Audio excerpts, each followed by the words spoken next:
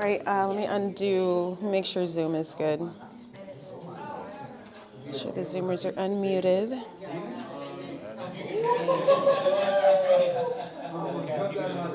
Oh, Jasmine's in there. Yeah, you met her. Yeah. That's cool. Oh, did Nikita head out? Did Nikita have to head out? I see her phone on there. I guess so. Okay, cool. I'm glad she's in there. I guess I'll grab the other mic, and then I can use that mic to introduce you. Cool. All right, guys, we're going to go ahead and kick off and have Sammy come on in. So, Wow, thank you. So I'll give a quick introduction on my wife. Master's degree kinesiology from Texas A&M. An absolute genius. She is the founder and runs a business called Active and Attractive, where she works with female leaders, CEOs, entrepreneurs, mothers, helps the people who put everybody and everything else in front of themselves, make sure that they are not forgetting about themselves and how important they are. So she makes sure that your body as a woman is not the one thing holding you back from your destiny. And she is so powerful on, the whole conversation on make your body your friend that came from my wife. And then I found it in scripture, and then I created lessons on it. So I probably stole everything from her and Jesus. And so she is an absolute gem and will rock your world. She'll make grown men cry and make women feel feelings. And so get ready to feel some stuff, right? It's going to be great. You're going to crush it, baby. Have fun. What's up, nephew? Oh my goodness. Okay, so let me triple check and make sure Zoom is good. So Zoom should be okay. And we're back. Guys, I'm really excited about this conversation that we're having. Nicholas, I'm exhausted right now trying to speak because my brain is just stripped. Everything's still fizzing. And Patrick, for you, just bringing this dialogue to the Christian community is absolutely insane. I will steal his language now and tell you that what's so unique about what we're doing here is that, unfortunately, in the Christian circle, most circles will talk about health, but will do it as this thing that's very, very low par. It's this last minute thing that we might consider, like he said, we'll put money first, we'll put our families first, and all of that's for good fortune. But when we really look about what health is supposed to be our stewardship of what we bring to the table. And so for me, what I have found, the power that I have found in health is that I'm going to ask you, who are you? What are you here for? What do you stand for? And where are you going in your life? Your health is supposed to not only be a piece of that, but it's supposed to fuel that. So when you know who you are perpetuating your purpose in the earth. And so what I love about Kingdom Health and what I love about the Christian community is that we all have decided we believe in a higher being and we want to follow that, right? That's the whole, we commit our lives to this. But when we talk about bodies, our body, the flesh, it's normally this thing that we condemn. It's like, I'm not of this world. I'm not in the flesh. I don't want to succumb to my flesh. What if we took dominion and ownership over our flesh and also looked at it as something that is always teaching us another layer of who we are? So with that, is everything good? Huh? No, she has no slides. Oh, no. Oh, okay, that makes way more sense. So with that, guys, I'm going to not do what Nicholas did, and I'm not going to go into outer space. Right? Outer space is big and scary, and I'm quite honestly, if I were to be one of those astronauts that's scraping the edge of the spaceship and then just floats into, that would be my worst nightmare. Well, I'm going to take you guys into your inner space. And we're going to talk about the things that you may not want to look at and that you might hide behind God with, and purposefully allow you to see who you are by analyzing where you're at in your health. These are the hard conversations because this is now you taking self-ownership.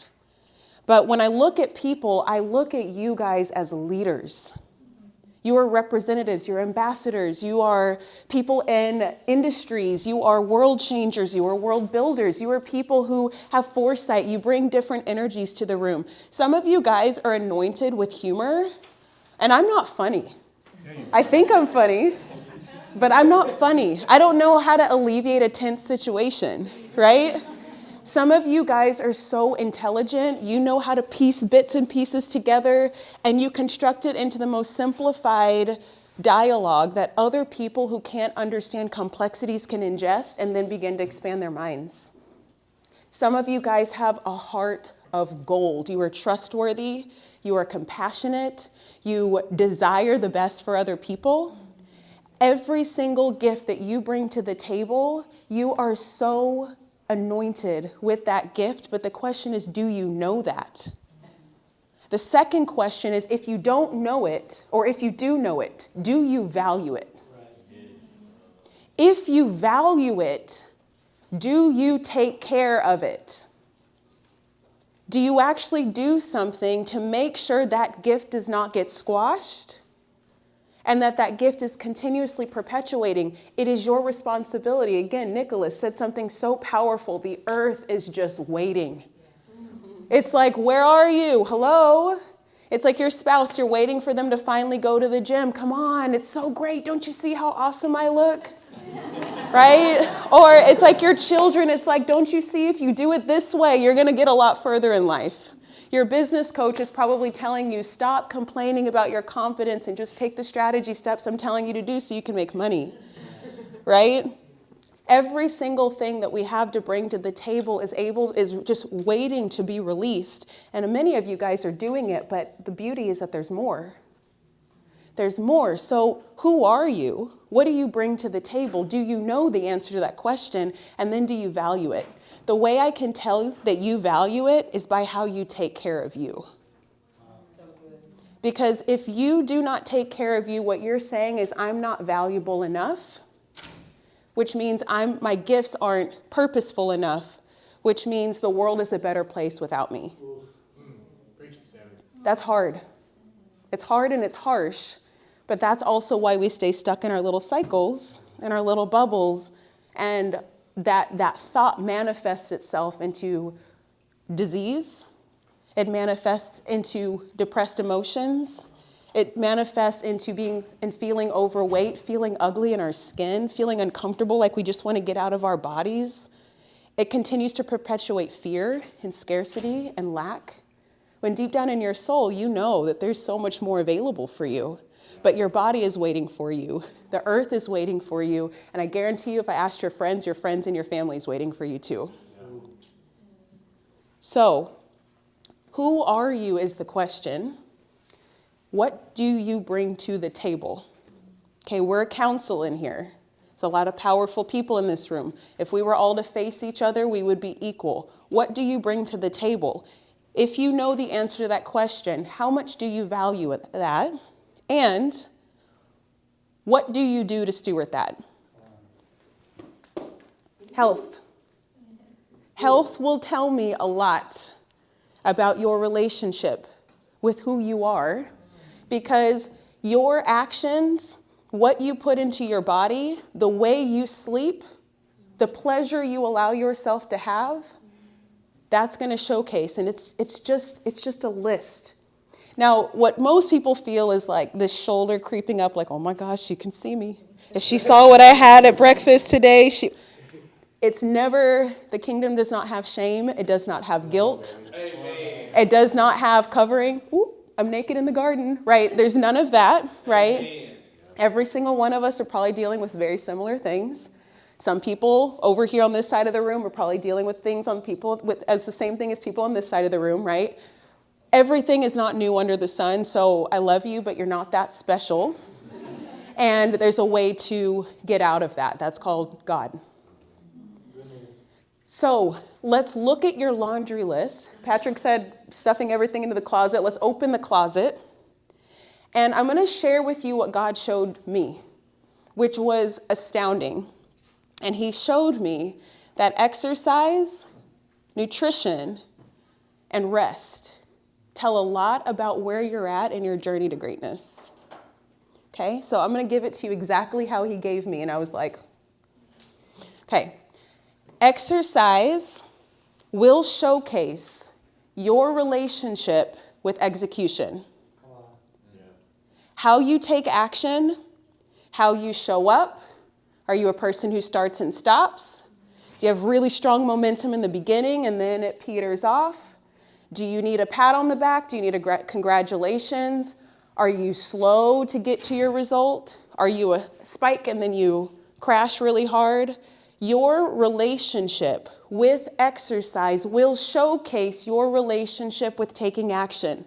And who here knows that as a son of God, you have a mission, a vision, and a calling that you're supposed to be taking action on right now? Amen. Okay, so what you have going on with exercise does not discriminate against your worthiness. That is not what I'm saying. Your worthiness is there. It's been there. The moment you were born, it stays there. But your stewardship of that worthiness is what we're talking about, okay? So in the stewardship, let's look and see what is your relationship with execution. Most of you guys are probably like, I hope she doesn't call on me. No, we're not going to, we don't need to share. But I want you to think about that because it's not a shameful thing. It's just your story. It's your pattern. But when you notice a pattern, that's the only time you can break it. Noticing the pattern first is the only time you can break it. So the more times you avoid it, the more times you try to hustle out of it, the more times you try to sleep it away, the more times you try to say you're not good enough, that's keeping you caught in the cycle. When you can just look at it and bring that to God and say, God, give me a strategy here on how I can alleviate myself from this pain. The beautiful part about what I'm sharing with you is that when you figure out the cycle, the system of what you're operating in, it's not just a temporary win. It's us getting to say, oh my God, did you know you get to feel healthy? Did you know that you get to run the 5K? Did you know that you could find grace in action and it gets to be at your pace? Did you know that you could actually finish projects or do the things you say you're going to do? Wow. Did you know you're capable of that? I know you guys know it, but can you give yourself the space to show yourself that? God, your friends, your family, the earth is waiting on you to realize this. Exercise will showcase your relationship with execution.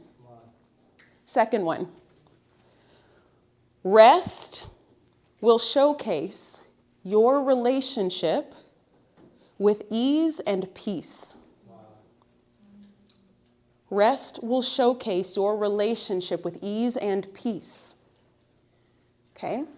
So, do you claim to have insomnia? Do you have a hard time putting the phone down at night before you go to bed? Are you really uncomfortable in silence? Do you feel like you are guilty when you take a nap? Do you over-caffeinate when your body's screaming just to close your eyes for a second? Do you hear scary voices when you meditate? Do you feel like you feel irritation when you see other people in peace and operating in rest? What's beautiful about rest is that, like Patrick said, this is the movement of heaven. This is the pace at which we're allowed to move. But our society has structured things in a way that makes us think that if we don't keep going, the blessings are not going to find us. We've got to work for them. We've got to run after them. We've got to stay up late for them. We've got to stress about it. If we're not thinking about it enough, are we really in it? Worry is that toil, the death consciousness that keeps us cycling in the time-bound condition.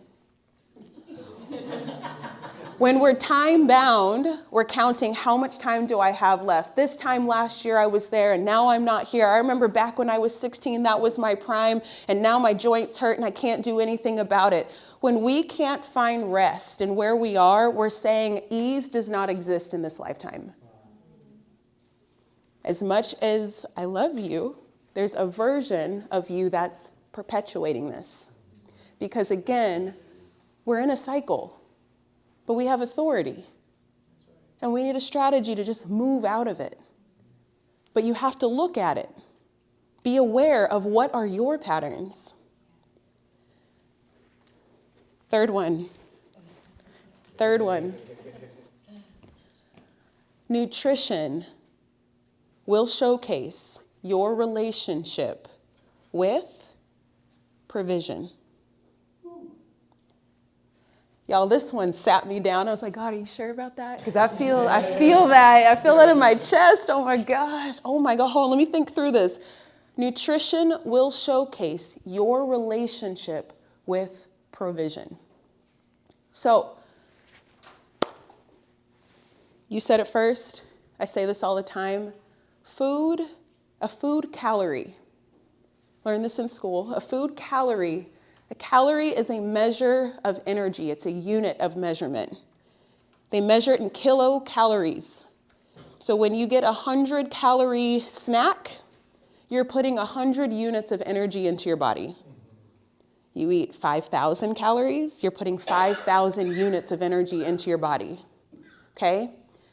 When it comes down to numbers, in theory, you get to decide how much energy you put in your body. You get to decide that. There's stewardship required in managing your body's energy. You also have to know how much energy you're putting out. You also have to be able to pay attention to how your body feels. You also have to pay attention to the bloating or the swelling or the brain fog or the fatigue that follows what you eat. There's a stewardship in what you have provided to your body. Nutrition will showcase, do you choose the fast thing, the convenient thing, the easy thing? Do you take the time to find the meal on the menu that's going to meet your macros? Are you going to pick the meal that you might not be in the mood for in the moment, but you said you have a goal? And you're going to provide yourself with the thing that's required to complete the vision. Yeah. Nutrition will showcase your relationship with provision.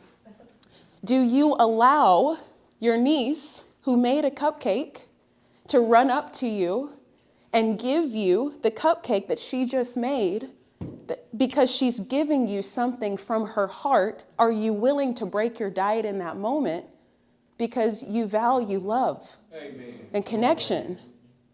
Do you see that provision is this intuitive give and take and receiving and giving, that it's an exchange from ourselves and from the divine, from God? He gives us this discernment. We have to decide how to receive and do it all in the name of what? Our vision. Nutrition, out of all of them, in my opinion, will ask you, do you even know what your vision is? For your health, for your body, or are you just taking whatever's in front of you? Do you see yourself as quality, as valuable enough to give your body quality ingredients? I remember back when I spent a lot of my years being very terrible about asking for help. Very terrible. Still shows up a lot of times. Very terrible about asking for help. And I knew what I wanted to do. I knew what I was trying to do, but I was so used to doing everything on my own. And it was so bad of asking for help that I really didn't even know how to ask God for help. I really didn't. When I'd ask, it was this kind of like, I'd kind of come up to him and be like, hey, God, so, I'm trying to do this thing and I need this money. And if you could just find a way to give me this, please, I'll be really good, I promise. I'll use it good.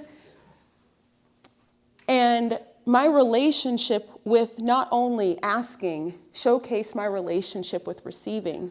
Because a lot of times when I got what I asked for, I either didn't notice it or I received it so fast that I didn't even savor it. I didn't appreciate it. I didn't enjoy it. And when it probably came at God's final hour, because sometimes he'll give you a miracle at the very last minute and you're so desperate for it that I didn't even appreciate the miracle. I was like, thank you. right?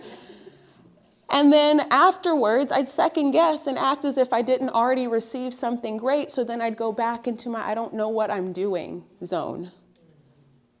How many times do you experience this with food? I don't know what I'm supposed to eat. I don't know if this is good for me. I don't know. I need to eat all these calories right now. I need to starve myself. I need help. I don't know what. Nutrition will showcase so much of our lack of control over deciding what it is that we know that we need. We'll change our goals. We'll say, I want to lose weight, and then something shows up in front of us, and I'll say, we'll start tomorrow. Right? An emotion will show up, and then we'll impulsively eat that full bag of chips. Provision will really show up for you in parallel with nutrition, and I'm speaking for myself, so this is the most embarrassing part. When you look at your spending patterns, when you look at how you spend money, do you emotionally spend money? Do you spend money in big, large spurts and then feel famine? Do you feel like you're really good at calculating? Are you almost too religious with your money that you don't know how to have fun or give to someone in need? When you look at nutrition, nutrition can showcase all of this to you. And so what I want to share with you guys today is the internal dialogue of where are you at with your nutrition, because it is copy and paste. Whatever you feel like is a hole in your nutrition, I want you to compare it to the vision and the calling that you feel like God has on your life. The thing that you're waiting to happen, the thing that you're wanting to work, the thing you're trying to build, the business you're trying to make. There's like an invisible wall. You can't break through it. You're like, why isn't it coming? Why isn't it working? Why isn't it? Look at how you eat. Look at how you eat. There's something in there. There's an answer in there. It's right there. And it's so close to your face that you probably can't see it. This is why I'm up here right now. It's because I want you to be able to see it. So I want to see if there's anybody in the audience who's willing to share a realization. I said I wasn't going to have you guys share, but who is bold enough? And I purposely do this because I speak to a lot of women, and I talk about weight loss and how, so the correlation with weight loss is our ability to be vulnerable and visible. Okay? So I want to see who's willing to be vulnerable or visible right now. Who is willing to share a pattern, just one, that you notice about yourself when it comes to food or provision? Please. I'm a teacher, so I have a lot of stress and tired. I think it just happened like yesterday that my mom is also a minister, so she preaches and she has a women's ministry. So I go with her with my sister and we help her. And so I just noticed yesterday I was tired from we had a women's event for Mother's Day. And I told my sister, I'm like, I feel like eating Raising Cane's. Somebody just fast, and then she was like, no, just wait till we get home. But I just know, I felt like something, like a craving of something at the end of the day. Yeah. And so I decided to just keep going home and not get what I wanted. But There you go. I have that a lot. Like at the end of the day, you just get that craving of something quick. Absolutely. Quick and fast and very flavorful, because it feels like in that moment nothing else is joyful in our lives. Yeah. Kind of like get our blinders on and lose sight of the greatness that's always around us. Yeah. I think we can all relate to that one. That's really, really real. Anybody else? Thank you for sharing. I noticed that it's much easier to put effort and time into making a wholesome meal when there are other people to serve. And it's just me. Wow. Girl, don't open that door for me. Don't do it. I'm going to come out. Yes. That's so powerful. But to that point, I did want to touch on that, because I had a girlfriend. She was like, oh, well, my provision's really good. I cook all the time. And I do the action of cooking all the time. And I was like, that's still in the realm of execution. It's like, what are you cooking? And and she said the same thing. She cooks for her family. It's not exactly in the same lineage. It's when it's for others, I will do things for others. But what are we providing for ourselves? So powerful. Wow. One more person? Yeah, go for it, Garrett. I'm just noticing one of the cycles I've had is when I have something I'm fearful about or doubtful, I'll lean into resting rather than addressing it. Yeah. So it's the side of rest that's like not the peaceful side, but the scared side. Absolutely. Absolutely. And how does that show up with eating? Have you noticed like any eating patterns that show up in that era? Yeah, what Patrick was talking about, eating at night when I don't need to at all. Yeah. Yeah, absolutely. So it's these little things that I know most of us feel a lot of guilt around because you can feel it. It's not something that just shows up when you're happy. It shows up when a situation in life presents itself. And the opportunity that I have found is that in that sweet spot where it's like you want to turn into the Cane's drive-through, it'll be quick, I can finish it in 5 minutes. I'll even forget that I ate it until tomorrow when Had something to eat at the event. and you already had something to eat. Absolutely. So it's just like this impulse. It feels like almost like something else is controlling you, right? That is a circle moment because it doesn't happen just in that moment. The I will only provide when it's to other people doesn't only happen in that moment. It happens, how we do one thing is how we do most things. It happens in other areas, but it's secret. It's what's the word? It's in our blind spots. It's the patterns that are happening that are blind to us, and we're wondering why we can't make a breakthrough. This is the problem with trying to succeed when we don't understand what's happening is that we can't see what we don't know. We don't know what we don't know. But the reflection can be seen in our health. If you're vibrating high all day long and nothing knocks you off, that means you're perfectly in that sweet spot, operating at the heavenly pace. But when you're good, and then something bends you, and now there's the craving for raising canes. Now it's like I'm fearful to go to sleep at night. Now something just presented itself that it's important to look at. Because that thing, when it can show up at any other place in your lifetime and can get you and keep you out of purpose. When we say walk in purpose, we're healing bodies, but your mind is part of your body. You have an emotional body. There's 7 different bodies that we have that contribute to the being that we are. And then when we're getting stronger, it's not just physical strength. Patrick said carrying capacity. We're increasing our carrying capacity every time you strength train, every time you go for that run, every time you push yourself past your comfort zone. You're strengthening your mind, your spirit, and what you're capable of. All of these things together allow you to walk in purpose. So if we're out here and we're like, all right, we're going to build a blue zone. Got to build a blue zone. It sounds fun until you have to look at you. You are the blue zone. You are the blue zone. We can't have the blue zone without you. So how do you steward you? Because not even your personal trainer can take care of you for you. But we can guide you back to you and remind you what you're here for and remind you of your design and your purpose and your gifts to bring to the table. So my proposal to you today is to allow your health journey to teach you. Let it teach you. I say to my ladies, April knows this, Jamie knows this, your health journey is an emotional journey. It is emotional. If you try to make it unemotional, you're in hustle culture. You're no pain, no gain. It is an emotional journey because you're meant to encounter yourself. You are meant to encounter who you are and the greatness that you've been designed for.